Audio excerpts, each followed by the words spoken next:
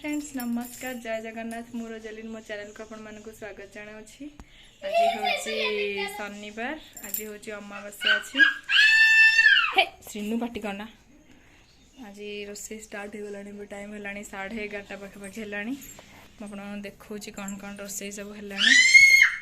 आज हमर रोसे रे होची डाली सोयाबीन तरकारी दही बैगण आउ कांकड़ आलूर भजा। देखते ये बैगण को काटिक लुण हल्दी गोले भल भाव छाणी दूची आ मिल मेकर को भी गरम पानी पकई दी चुपुड़ी ए नॉनस्टिक रे भाजी दूची। भाजी सारापर मसला रेडी करवा। एपटे बैगण सब हो गला छाणीदे से जो रेस्ट जो तेल बंचब से तेल आम मसलाटा कषेदेबा। मसला मुझे पियाज नहीं जाइए अदा रसुण पेस्ट नहीं जाइए। अदा रसुण रे टिके डालचीन जीरा धनिया एवं लंका सुखिला लंका सब बाटी देची कटा होता पियाज को नहीं जाइए। प्रथमे तेल रे आम भल भाव सुखिला लंका और जीरा को ऐड करदे टिके फुटीगला तापर आम आमर पियाज को ऐड करवा।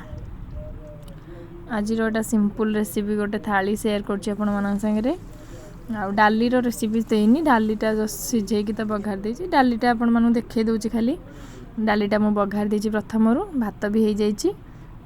भात डाली हो सारा पर मुझे सब करुच्ची भजा पे बर्तमान बसई दूसरी सुखिला लंका जीरा सोरस सब फुटण तेल दे देकी तार कांकड़ आलू बसई पकई दूची टिके लंबा लंबा खंड करी काटिची।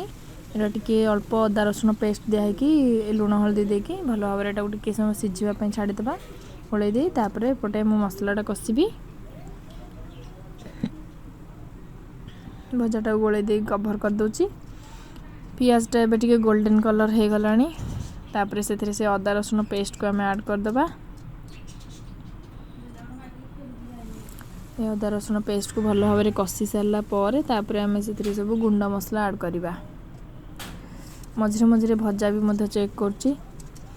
एपटे देखो गुंडा मसला रे मु जीरा पाउडर नहीं जी जीरा पाउडर धनिया पाउडर गरम मसला हल्दी और काश्मीर रेड चिली पाउडर सब गोटे गोटे चामच नहीं जाइए। अल्प टिके पानी दे ताको भल भाव मिक्स कर दूची। आ ये मसलाटा मैं तापरे मसला सहित कषिबा।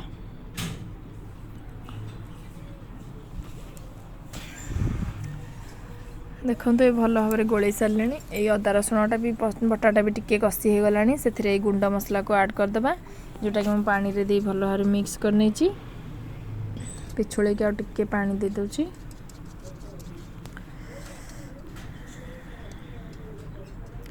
मसला अल्प पानी दे भल भाव कषियापी फुटियापी छाणीदे।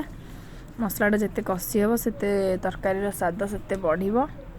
एथिरे तो टमाटो दुईटा मु बाटी देछि ग्राइंडर जार रे बाटी देकी से टमाटो प्यूरे को पके देछि।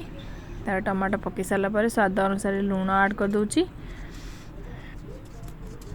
तापरे एपटे भजा मते चेक करा पड़ुछि। भजाटा देखंतु टिके सिझी आसिलानी तापरे किछ समय पर एटाको तावा को काढिकी मु भल भाव टिके गोल्डन कलर कर देबी भाजी देबी। एपटे मसलाटा को कवर करके मझे मझे पुणी चेक करछि। एबे मसलाटा हो गलानी मु एथिरे भाजी जो सोयाबीन गुड़ा को ऐड कर दूची। एथिरे आलू चाहिए भी छाणी पके पारे। मु सिझा आलू रखी तो सिझा आलू को काटिके चपा छड़ेकी पकईदेवी। यहाँ को भल भाव टिके सहित मसला सहित मिसई दिए किसी समय कषिला तापरे सिझा आलू को मु चपा छड़े काटी रखी से आलू को ऐड करदेवी।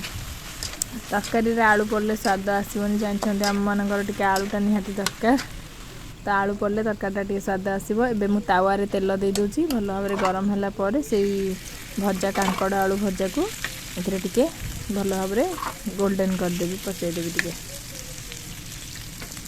टिके लो फ्लेम रे दे भल भाव पाचिया छाड़ीदा भजाटा तार हो मुझे टिके कषेबी मसलाटा सहित भल भाव कषेला पर किसी समय कषिला किसी गरम पानी ऐड कर देछि।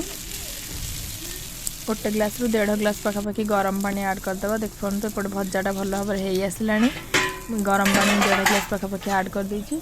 तापरे एटे फुटिबा को लागिलानी तरकारीटा कभर कर दे छाड़ीदे भल भाव फुटीगला तापरे आमर गरम मसला भी पकेया दरकार नहीं खाली आम धनिया पत्र पकेबा फुटियापी छाड़ी देछि। एपटे भजाटा हो आसलानी देखो कि सुंदर देखा पूरा कलरफुल। आप चाहिए लंका गुंड भी यूज करें। एपटे तरकारी फुटिलानी मु धनिया पत्र पकई दूची तरकारी हो गला भजा भी रेडी। आ डाली तो प्रथम फुटे सारी शेष आम दही बैगण करवा। आपण मानक आज रेसिपी केमती लगे प्लीज निश्चय कमेंट माध्यम जनइबे। देखो ये गोटे कप दही नहीं जाइए, दहीटा को भल भाव चामच प्रथम फेंटी दूची, तापर भल भाव फिटिला फेंटिला से अल्प पानी दे दूची, टिके बहलिया दही तो पानी दे दूची। तापर से छणा होता बैगण पकेबा, ए स्वाद अनुसार लुण आ अल्प टिके चीनी पकेबा, टिके मीठा जमी लगे मिसे भल भाव मिसई देला छणा होता बैगण को ऐड करदेबा। बैगण को ऐड कर सारा पर आमर छुंक प्रस्तुत करवा। ये बैगण को दही सहित भल भाव में गोले दूची।